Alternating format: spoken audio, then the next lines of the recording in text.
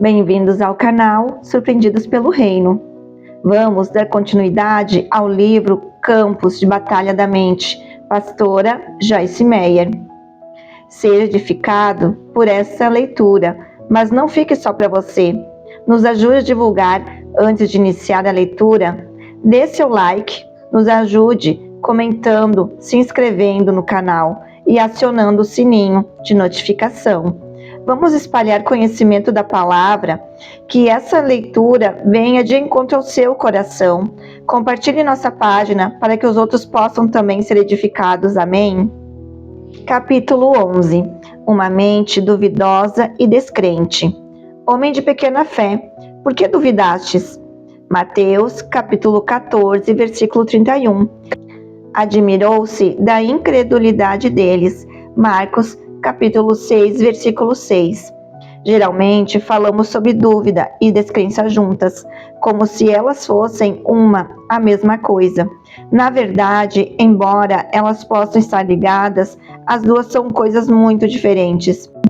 O dicionário expositivo das palavras do Novo Testamento define duvidar na forma de verbo, como estar em dois caminhos, implicando incerteza em qual deles seguir. Dito de crentes cuja fé é pequena, estar ansioso por causa de um estado distraído da mente, oscilando entre esperança e medo. O mesmo dicionário ainda assinala que uma das duas palavras gregas traduzidas como descrença é sempre traduzida como desobediência, na BR, versão revista da tradução de King James. Então, quando olhamos para essas duas armas poderosas do inimigo, vemos que a dúvida leva uma pessoa a oscilar entre duas opiniões, enquanto a descrença a conduz à desobediência. Penso que será útil reconhecer exatamente com o que vê o diabo está tentando nos atacar. Estamos lidando com dúvida ou com descrença? Dúvida. Até quando cocheareis entre dois pensamentos? 1 Reis, capítulo 18, versículo 21. Ouvi uma história que lançará luz sobre a dúvida. Havia um homem que estava doente e que estava confessando a palavra sobre seu corpo, repetindo versículos de cura e crendo que sua cura se manifestaria. Enquanto fazia isso, era intermitentemente atacado por pensamentos de dúvida. Após ter atravessado um tempo difícil e começando a ficar desencorajado, Deus abriu-lhe os olhos para o mundo espiritual. Isso foi o que ele viu. Um demônio dizendo-lhe mentiras, dizendo-lhe que ele não seria curado e que confessar a palavra não iria funcionar. Mas ele também viu que cada vez que ele confessava a palavra, saía luz da sua boca como uma espada e o demônio se acovardava e recuava. Quando Deus lhe mostrou essa visão, o homem então entendeu por que era tão importante repetir a palavra. Ele viu que realmente tinha fé e por causa disso o demônio o estava atacando com dúvida. A dúvida não é algo que Deus coloca em nós. A Bíblia diz que Deus dá a cada homem uma medida de fé. Romanos capítulo 12, verso 3. Deus colocou a fé em nosso coração, mas o diabo tenta anular a nossa fé, atacando-nos com a dúvida. A dúvida vem em forma de pensamentos que estão em oposição à palavra de Deus. Por isso é tão importante que a conheçamos. Se conhecermos a palavra, então poderemos reconhecer quando o diabo estiver mentindo para nós. Tenha certeza de que ele nos conta mentiras para roubar o que Jesus Cristo comprou para nós por meio de sua morte e ressurreição. Dúvida e descrença. Abraão, esperando contra esperança, para Abraão, a razão humana para a esperança havia acabado. Creu para vir a ser pai de muitas nações, segundo lhe fora dito, assim será a tua descendência. E sem enfraquecer na fé, embora levasse em conta o seu próprio corpo amortecido, estando como morto, sendo já de 100 anos, ou quando ele considerou a infertilidade do ventre amortecido e a idade avançada de Sara, não duvidou nem descreu, por incredulidade, da promessa de Deus, mas pela fé se fortaleceu, dando glória a Deus. estando plenamente convicto de que ele era poderoso para manter sua palavra e cumprir o que prometera. Romanos capítulo 4, versículos 18 ao 21. Quando estou em uma batalha, sabendo o que Deus prometeu, mas mesmo assim sendo atacada pela dúvida e descrença, gosto de ler ou meditar nessa passagem. Abraão tinha recebido a promessa de Deus de que faria com que tivesse um herdeiro do seu próprio corpo. Muitos anos vieram e se foram, e ainda não havia nenhuma criança como resultado do relacionamento de Abraão e Sara. Abraão ainda estava esperando em fé, crendo que o que Deus havia dito viria a acontecer. Enquanto ele se mantinha firme, era atacado por pensamentos de dúvida, e o espírito de descrença o estava pressionando para desobedecer a Deus. A desobediência em uma situação como essa é simplesmente desistir quando Deus está nos ordenando que perseveremos. Desobediência é negligenciar a voz do Senhor, ou o que quer que Deus esteja nos falando pessoalmente, não apenas transgredir os 10 mandamentos. Abraão continuou firme, ele continuou louvando e dando glória a Deus. A Bíblia afirma que ao fazer isso, ele ficou mais forte na fé. Quando Deus nos pede para fazer alguma coisa, a fé para crer nisso ou fazer isso vem da palavra de Deus. Seria ridículo Deus esperar que fizéssemos alguma coisa sem nos dar a habilidade de crer que podemos fazê-lo. Satanás sabe quão perigoso seremos com o coração cheio de fé. Então, ele nos ataca com dúvida e descrença. Não é que não tenhamos fé, é apenas que Satanás está tentando destruir nossa fé com mentiras. Dou-lhe um exemplo. Refere-se ao tempo quando recebi meu chamado para o ministério. Era uma manhã comum, como outra qualquer, exceto que tinha sido cheia do Espírito Santo 3 semanas antes. Tinha acabado de ouvir meu primeiro áudio de ensino. Era uma mensagem do pastor Ray, intitulada Passe para o Outro Lado. Estava agitada em meu coração e surpresa que alguém pudesse ensinar 1 hora inteira, usando um versículo, e que toda a palestra fosse interessante. Enquanto estava arrumando minha cama, subitamente senti um desejo intenso, bem no meu íntimo, de ensinar a palavra de Deus. Então a voz do Senhor veio a mim dizendo: você irá a todos os lugares e ensinará a minha palavra, e terá um amplo ministério de fitas gravadas. Não haveria nenhuma razão natural para acreditar que Deus havia mesmo falado comigo, ou que poderia ou faria o que tinha acabado de ouvir. Tinha muitos problemas dentro de mim. Não teria chegado a ser um material ministerial, mas Deus escolhe as coisas fracas e tolas do mundo para confundir os sábios. 1 Coríntios, capítulo 1, versículo 27. Ele olha para o coração do homem, não para a sua carne. 1 Samuel, capítulo 16, verso 7. Se o coração está correto, Deus pode mudar a carne. Embora não houvesse nada na área natural que indicasse que deveria acreditar, quando o desejo veio sobre mim, senti-me tão cheia de fé que poderia fazer o que o Senhor queria que fizesse. Quando Deus chama, Ele dá o desejo, a fé e a habilidade para fazer o trabalho. Mas também quero dizer-lhe que, durante os anos que passei em treinamento e espera, o diabo me atacou regularmente com dúvida e descrença. Deus coloca sonhos e visões no coração do seu povo. Eles começam como sementinhas, assim como uma mulher tem uma semente plantada em seu ventre. Quando ela fica grávida, da mesma forma, nós nos tornamos grávidos. Figurativamente falando, com as coisas que Deus fala e promete. Durante a gravidez, Satanás trabalha arduamente para tentar fazer com que o abortemos nossos sonhos. Uma das armas que ele usa é a dúvida, a outra é a descrença, ambas trabalham contra a mente. A fé é um produto do Espírito, é uma força espiritual. O inimigo não quer que mantenhamos nossa mente em concordância com nosso espírito. Ele sabe que se Deus colocar fé em nós para fazermos alguma coisa, e se formos positivos e começarmos a crer consistentemente que realmente podemos fazê-la, então faremos um estrago considerável ao reino do mal.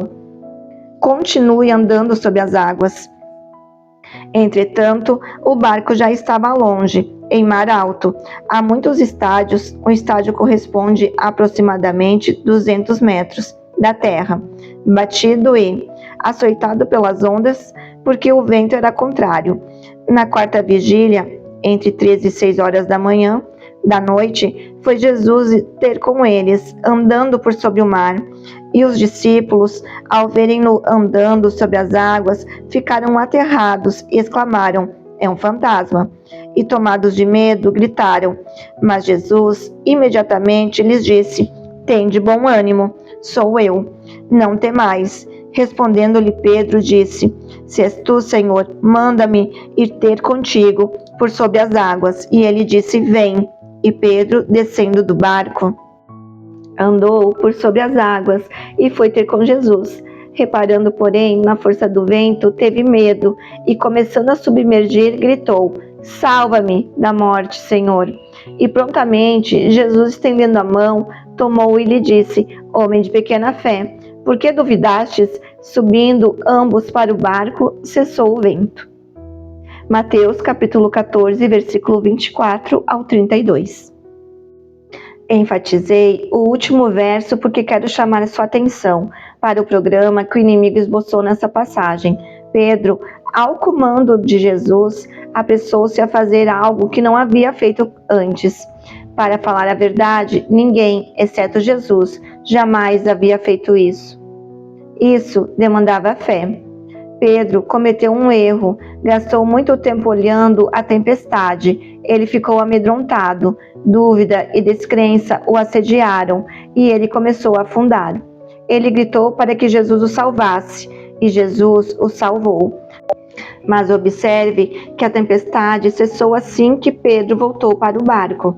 Lembra-se de Romanos capítulo 4, versículo 18 ao 21, quando Abraão não vacilou ao considerar sua situação impossível? Abraão conhecia as condições, mas, diferentemente de Pedro, não creio que ele pensava ou falava nisso o tempo todo. Podemos estar conscientes das nossas circunstâncias e, ainda assim, propositadamente manter nossa mente em alguma coisa que aumentará e edificará nossa fé. É por isso que Abraão se manteve ocupado louvando e glorificando a Deus. Glorificamos a Deus quando continuamos a fazer o que sabemos que é certo, mesmo em circunstâncias adversas. Efésios capítulo 6, versículo 14, nos ensina que, em tempos de guerra espiritual, devemos colocar o cinturão da verdade. Quando a tempestade vier em sua vida, bata os pés, levante o rosto resolutamente e determine-se pelo Espírito Santo a ficar fora do barco. Muito frequentemente, a tempestade cessa assim que você desiste e engatinha de volta para um lugar de segurança e proteção. O diabo traz tempestades em sua vida para intimidá-lo. Durante uma tempestade, lembre-se de que a mente não é o campo de batalha. Não tome suas decisões baseadas em seus pensamentos ou sentimentos, mas confira em seu espírito. Quando fizer isso, você encontrará a mesma visão que estava lá no começo. Nenhuma hesitação é permitida. Se, porém, algum de vós necessita de sabedoria, peça ao Deus doador, que a todos dá liberalmente e nada lhes impropera, e ser-lhe-á concedida sem reclamar, sem reprovar ou censurar. Peça, porém, com fé, em nada duvidando, sem hesitação, sem inquietação. Pois o que duvida, hesita e se inquieta, é semelhante à onda do mar, impelida e agitada pelo vento. Verdadeiramente, não suponha esse homem que alcançará do Senhor alguma coisa que pedir. Tiago, capítulo 1, versículos 5 ao 7. Meu pastor, Rick Shelton, conta uma história sobre como ficou confuso, tentando decidir o que fazer quando ele se formou no seminário bíblico. Deus havia colocado firmemente em seu coração o desejo de voltar a St. Louis, no Missouri, e começar uma igreja local depois de sua formatura, o que ele pretendia fazer. Entretanto, quando chegou a hora de ir, ele tinha aproximadamente $50 no bolso, uma esposa, uma criança e outro a caminho. Obviamente, suas circunstâncias não eram muito boas. Em meio ao processo de tomar uma decisão, ele recebeu 2 ótimas ofertas para trabalhar com um grupo de outros ministérios, grandes e bem estabelecidos.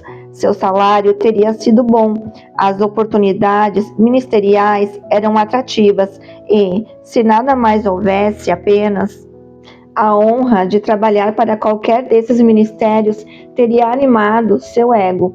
Quanto mais ele pensava, mais confuso ele ficava. Parece que o Senhor dúvida o estava visitando, não? Num momento, ele sabia o que queria fazer e agora ele estava hesitando entre as opções. Como suas circunstâncias não favoreciam sua volta a São Luís, ele estava tentando aceitar uma das outras ofertas, mas não conseguia se sentir em paz em qualquer uma das direções. Finalmente, ele pediu conselho a um dos pastores que lhe haviam oferecido o emprego, e o homem sabiamente disse: "Vá para algum lugar, fique quieto e desligue a cabeça. Faça o que está em seu coração."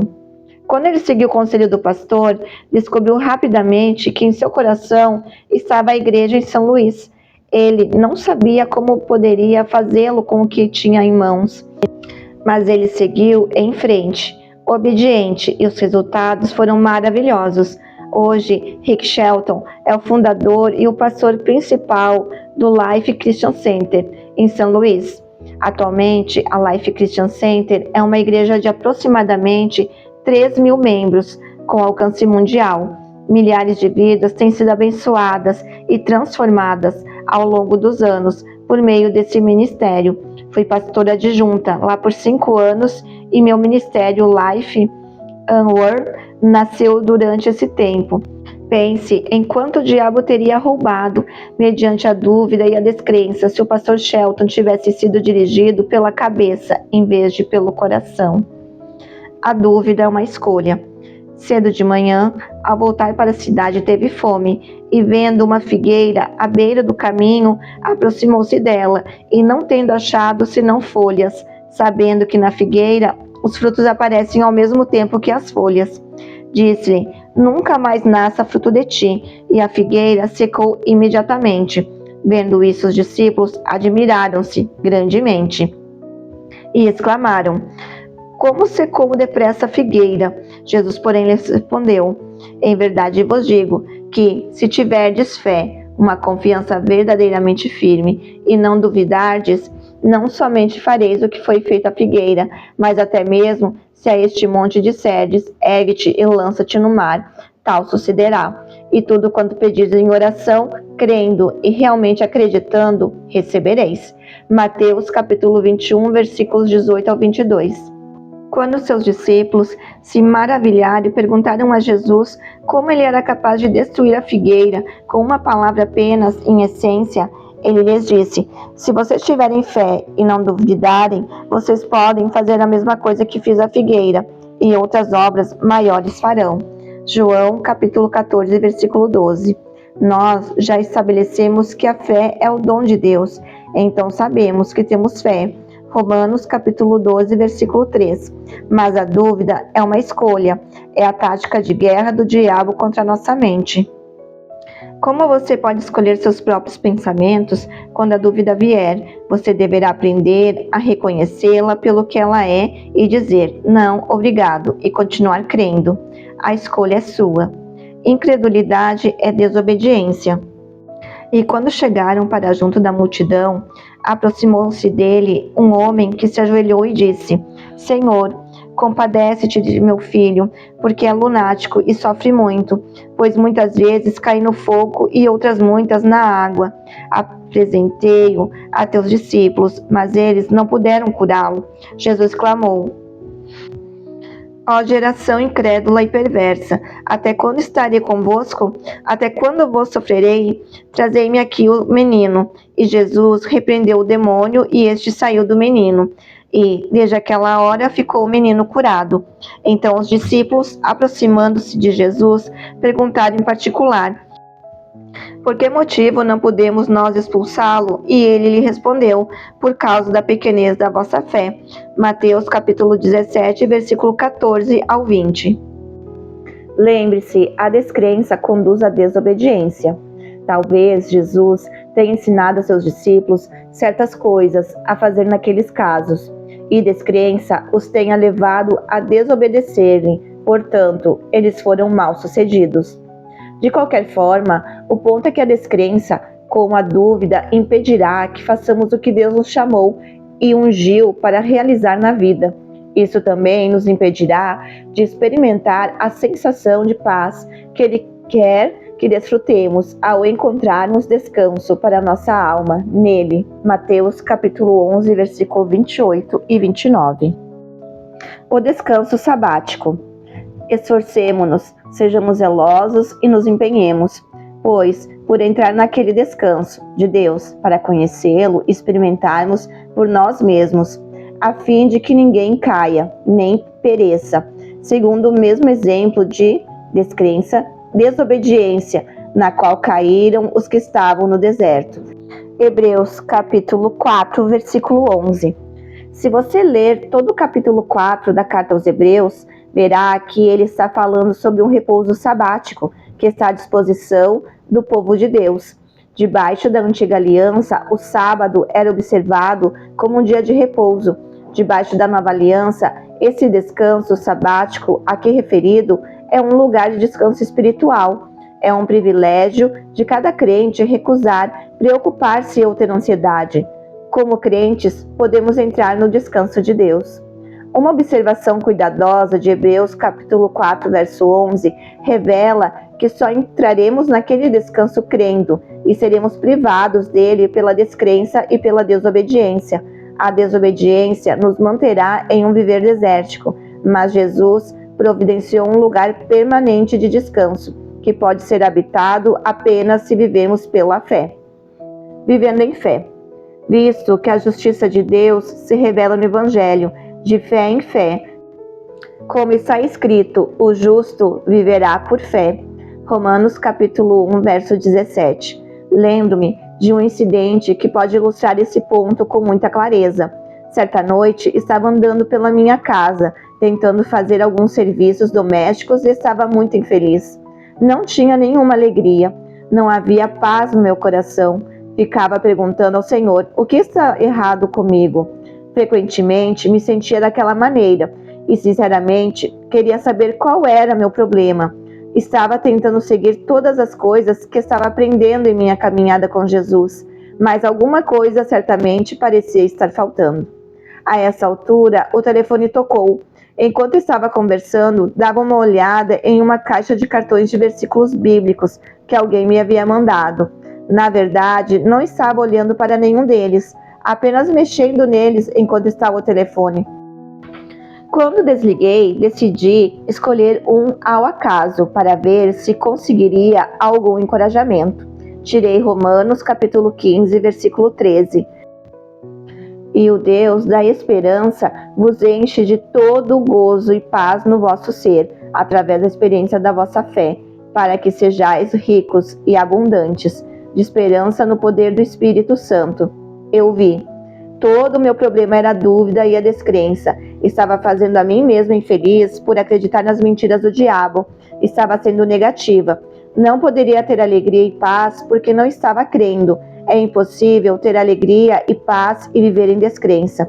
Tome a decisão de acreditar em Deus e não no diabo. Aprenda a viver de fé em fé. De acordo com Romanos capítulo 1, versículo 17, essa é a maneira como a justiça de Deus é revelada. O Senhor precisou revelar-me que, em vez de viver de fé em fé, eu vivia frequentemente de fé em dúvida e descrença. Então, voltava à fé por um pouco e mais tarde retornava à dúvida e à descrença. Ia para trás e para frente, de uma a outra. Por isso, estava tendo tantos problemas e infelicidade em minha vida. Lembre-se, de acordo com Tiago, capítulo 1, versos 7 e 8, o homem de ânimo dobre é instável em todos os seus caminhos e jamais recebe o que ele quer do Senhor. Decida que você não será de ânimo dobre, não viva na dúvida. Deus tem uma grande vida planejada para você. Não permita que o diabo a roube com mentiras. Em vez disso, refutai argumentos e teorias e racionalismo, e toda altivez que se levante contra o verdadeiro conhecimento de Deus, levando cativo todo pensamento e propósito à obediência de Cristo, o Messias ungido. 2 Coríntios, capítulo 10, versículo 5. Finalizamos o capítulo 11 do livro Campos de Batalha da Mente, pastora Joyce Meyer. Audiobook Surpreendidos pelo Reino. Deus abençoe e até a próxima.